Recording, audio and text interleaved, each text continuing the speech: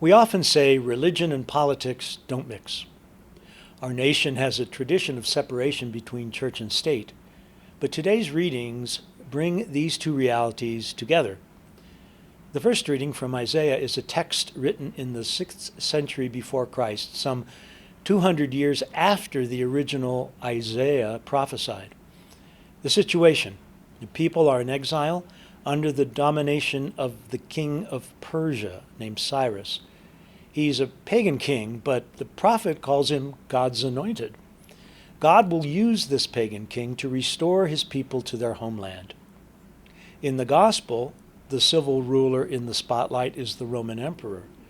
And here the religious civil issue is raised by a group of the Pharisees.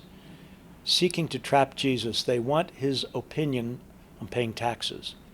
In Jesus' time and in Matthew's time, the enormous backdrop of the Roman Empire hung over everything.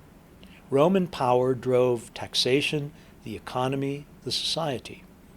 The threat and power of Caesar was a part of everyday life, always there, ready to move in. But the Jewish Christian community of Matthew's time knows that everything belongs to God. And so Matthew's gospel recalls Jesus' shrewd response: render to Caesar what belongs to Caesar, to God what belongs to God. This sets the priorities for the followers of Jesus, to put first what belongs to God. It's also a way of putting Caesar in his place.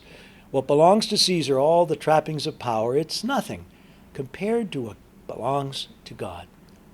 What belongs to God isn't some kind of concession to Caesar, a sort of something for both Caesar and God. Instead, it's a challenge for the believer to focus, a challenge to be committed that moves far beyond civic obligation and even sometimes overrides it.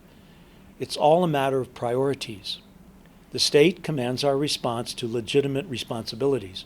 Christians have an obligation to be good citizens, but God can and will call upon us for a response which comes first, the priority of the kingdom and its values.